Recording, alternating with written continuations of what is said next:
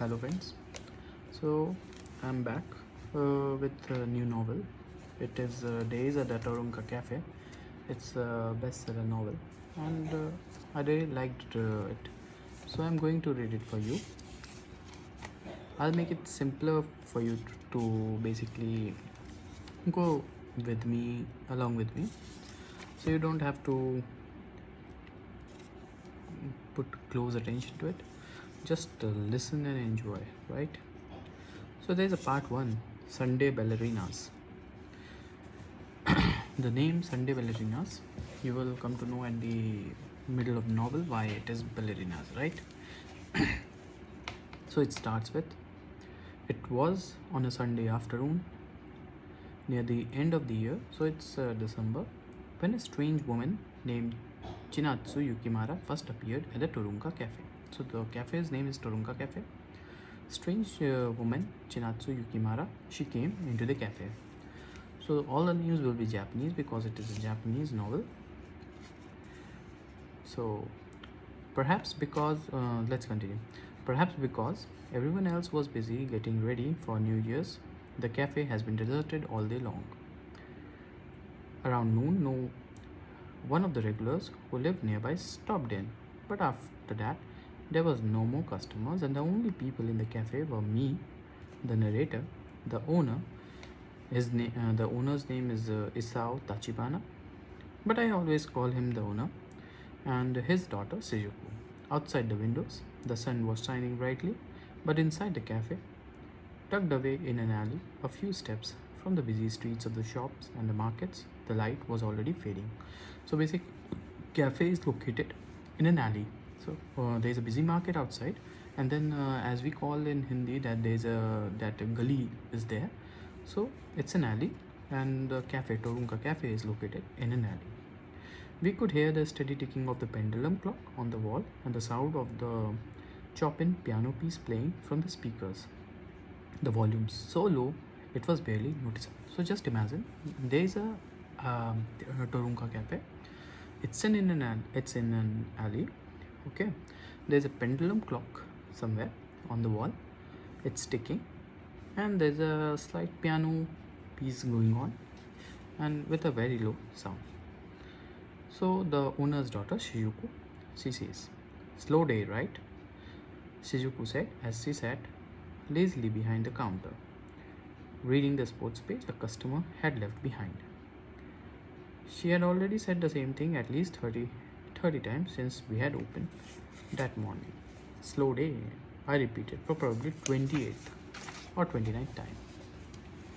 As I pretended to mop the floor, Shizuku likely to call herself the poster girl of the Torunka Cafe, and she probably would have said so even if she saw what she looked like flipping through the sports page with a mouth half open, revealing her braces. So it's because it's the end of the year. Apparently, there weren't any articles capable of holding a high school girl's attention because, after making a lot of noise folding the paper in half, Shizuku threw it down on the counter.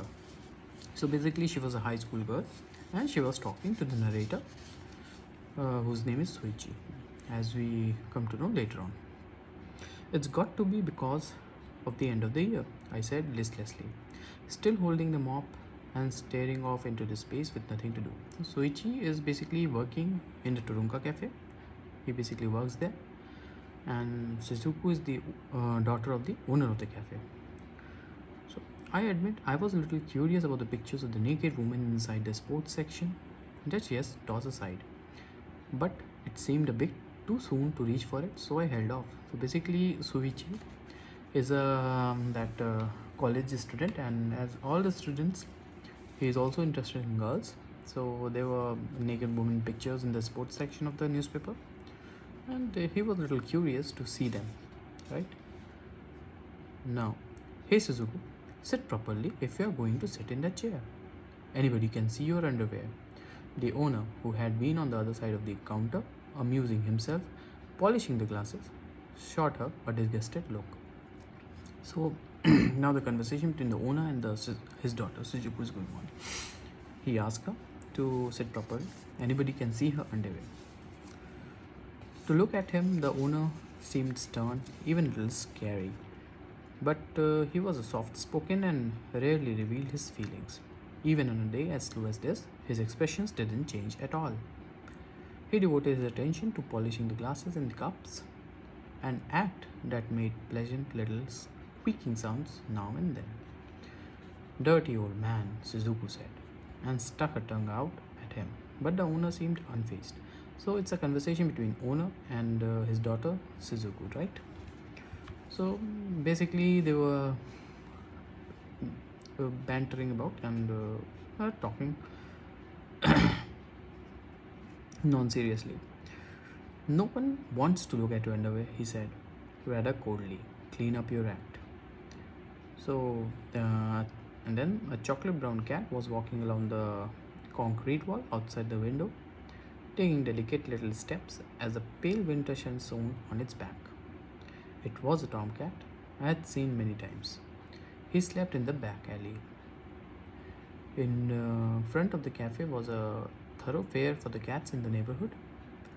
The short, fat tail on this one, held straight up, was a testament to all the battles and struggles he had survived. So the narrator is basically telling about the cat walking in front of the cafe, right? So you can imagine the slowness, the detail in which this novel is written. So basically, you have to enjoy the little things. You have to observe the little things, because what I have gathered from my experience, at least, it's life is made up of little events, right? If we don't observe those events, then your life will be over in a second, and at the end of the life, and probably 60, 70 years or 80 years of age, you will realize that there's nothing left. So there's